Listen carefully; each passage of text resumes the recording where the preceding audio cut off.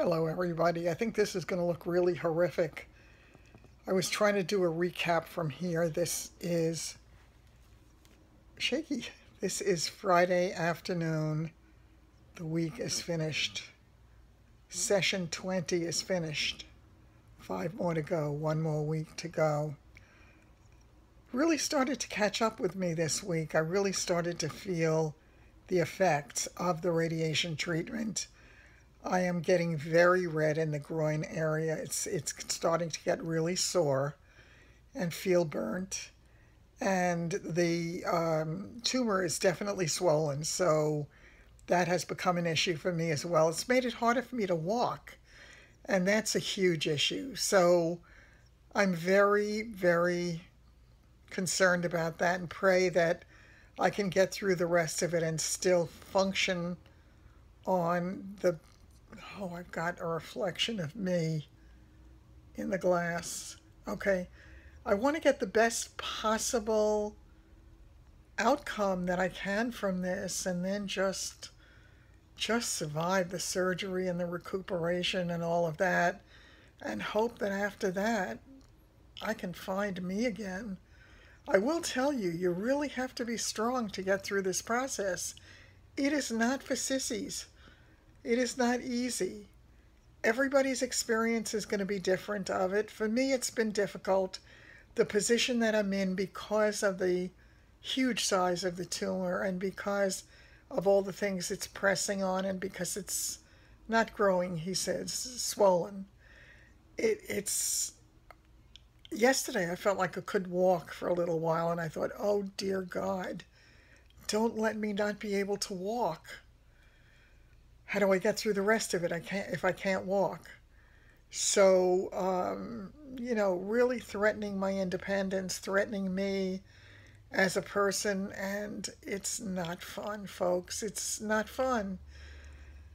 I'm sure you know there's any other road, well, not any other road, but there are many other roads I'd rather be traveling at this moment in time than the one that I'm on. But I know I'm here for a purpose, and I pray to God the end of this road takes me to a good place. I am looking forward to the end of this. I have my appointment set up with my cardiologist for my clearance, and that is on the 20th at 1:40.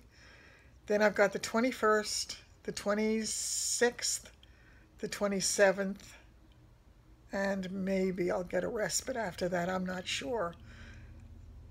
I need to take a breath. I need to take a breath. Not easy. It's just plain not easy. So, I don't know. I don't know. I told you my biggest issue is going to be getting through the MRI, because I told you theirs is not wide bore.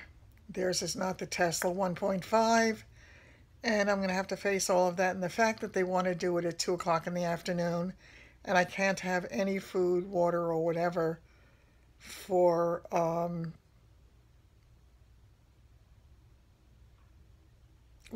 from 12 o'clock. I'm allowed 12 ounces of water from 12 o'clock till 2, well, really till 12, because nothing for the last 2 hours. And again, I need to find out how I then get my Xanax if I can't have anything, can't eat anything, swallow anything, whatever.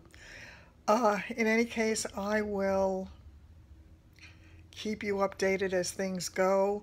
I'm doing an open house this weekend on my new listing. I'm hoping that goes well. And I'm waiting for the pictures to come in and see how they came out.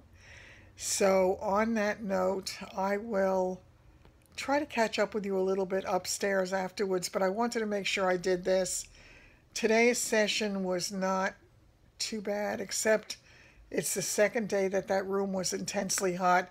Not as hot as yesterday. Yesterday literally felt like a sauna, and that is not good. Today was a little bit better. Today was just hot.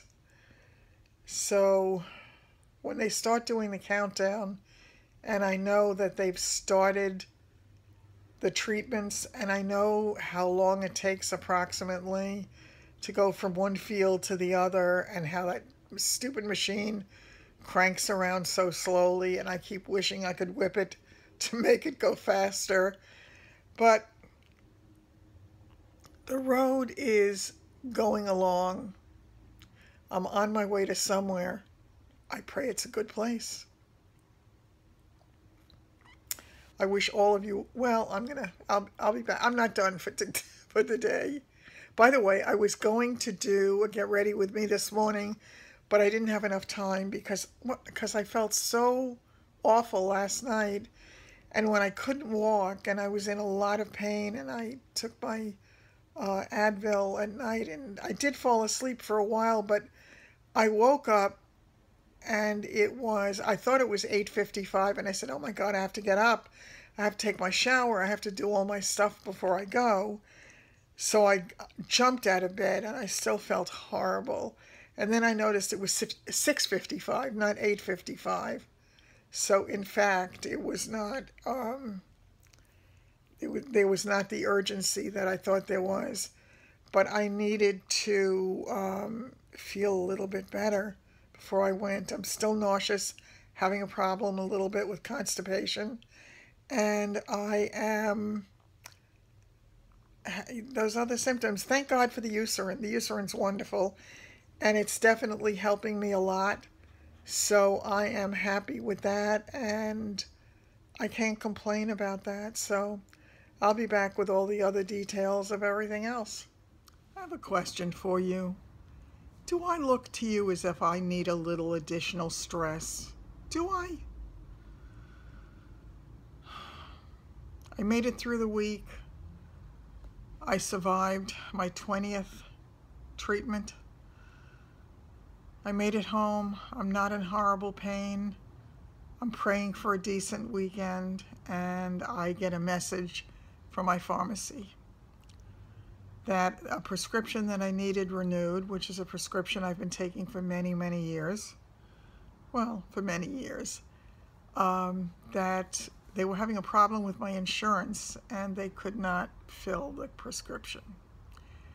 So I called my insurance company because it's Friday late in the day, and I wanted to make sure I caught them before they went for the weekend, because I would be upset the entire weekend wondering what was going on, and I need to refill the prescription. I take it every day. So I got through to somebody, and I must say, if people work in customer service, they should be customer service oriented, and most of them are not. They simply are not. The guy that I spoke to today, and all I can tell you about him is it was from AARP, and it was from their pharmacy, their RX coverage. I know he's in North Texas. His name is Jerry. If you ever have to call them, and if you ever get him, you are lucky. He is probably the best customer service person I have ever encountered. I don't care what the reason I called. I don't care what the company was.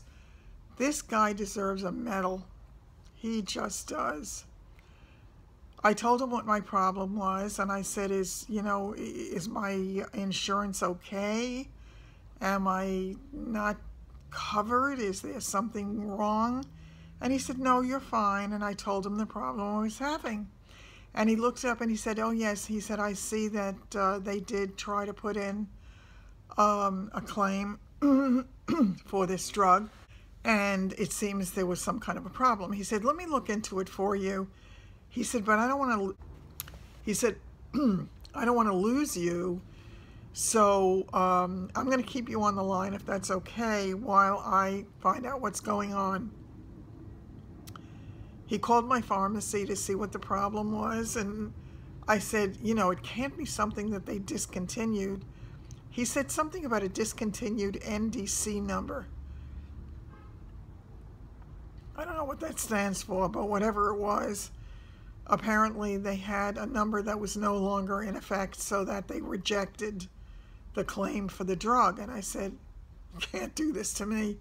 This is and I'm very sensitive to drugs, and as we know, I've had some issues, and I do not want to be starting anything else new right now when I have stuff that works well, does not give me problems. I want to stay with what I've got. So he speaks to the pharmacy, and he finds out that there's this problem with this NDC number, and then he tells me he has to talk to their pharmacy and find out what the problem is, their formulary, not the formulary, their pharmacy, to find out what the problem was so he could take care of it for me. He didn't say thank you very much, it's late on it. He didn't do the things that people usually do, what, you know, I'm sorry, I can't help, or it's out of my control, whatever the hell they usually say. This is not what he did by any stretch. I was on the phone with him. It had to be 20 minutes minimum, maybe more. I needed it resolved. So I finally get him. Oh, he tells me that he needs to transfer me to their pharmacy because she had some question for me. And I said, okay. And he went to transfer me, and I got disconnected. I wanted to cry. My blood pressure must have gone through the roof. I'm trying to deal with what I'm going through. I'm not up for extra stuff right now. I'm not ready for this life's little frustrations. I can't do it. I need somebody to handle my life right now. So I call back, and of course I get somebody else. All I know is his first name, and that gets me 0. And finally the girl said to me, hold on for a minute and let me see if I can find whoever you need to speak to. And while I was on hold with her, I got a beep on my call waiting, but of course no number showed up. And I had a feeling maybe it was him. And I took a chance and I answered that call, and thank God it was him. So I got back on, and after quite a few more minutes, he finally got the pharmacy that they deal with to give him the correct information that he could give my pharmacy so that they could fill the prescription. Then he said to me, your pharmacy wants to talk to you for a minute. I thought, oh no, please don't do this to me. I can't have any more problems. And I said, yes. And she said, then she tells me what my copay is. I don't care what the copay is at this point. I want my pills. I feel like a junkie. I want my pills. I mean, it's just Bistolic, but I've been taking Bistolic for years and it works very well for me. So she says to me, after I said, yeah, that's fine. And then she said to me, she said, but I don't have any in stock. I said, uh-huh. So she said, but I can order it on Monday. I said, does that mean you'll have it on Monday? And she said, yes, I'll have it on Monday. So I said, okay. I said, if you will have it on Monday, that is fine, because I have a few pills left. So I think it's resolved. Do I know for a fact that it's resolved? No. But it looks like it's resolved, and God bless Jerry in North Texas. May he have all of the blessings of the world. He is such a good person, such a good heart. So there's good in every bad, right? I gotta survive this, folks. I gotta get to the next step. And I am feeling really vulnerable. One funny last aside, and this is really funny. When I went in for my treatment today, they give me, on Fridays, they always give me the schedule for the following week, and my schedule for next week was a 4-day schedule. I was so tempted to take it, but I know I'm supposed to have 5 more treatments, so I said, I think it's wrong. I think it's wrong. I think I'm supposed to have 5 more because one, the machine was down, so I need 1 more. So they said yes, that they would have that taken care of, and they'll give it to me on Monday. Excuse me. 5 more. 5, count them. 1, 2, 3, 4, 5, and I'm done. And then if somehow you can pray for me to get through the MRI, that's the only other thing I'm afraid of. I have all those other appointments scheduled. I will somehow survive it. But let me tell you, I don't know how they expect you to be able to do all of this when you're sick. God bless. I'm doing the best I can. It is Friday. I'm going to look forward to the weekend. I stopped off at that bagel place I go to that makes my salmon. I actually called them when I finished treatment to make sure that they would have, and they did have 4 pieces of fish left, so I ordered 2. I ordered 2 separate lunches, which I got, and it will make 4 meals for me, so that will take care of my entire weekend, so I don't have to stress about that. I'm trying to keep my nutrition up, though it's not always easy. I'm just not hungry. I'm feeling nauseous some of the time, and I have to force myself to eat, but this is something I really enjoy. And today they had penne alla vodka, and I ordered that with it, and I should have ordered it on both lunches, but I did not. So next time, it was so incredibly good. On that note, I will bid you all adieu for today, and I will catch up with you if I can over the weekend. I'm doing my open house on Sunday. Wish me luck with it, and the beat goes on. Take care. Bye-bye.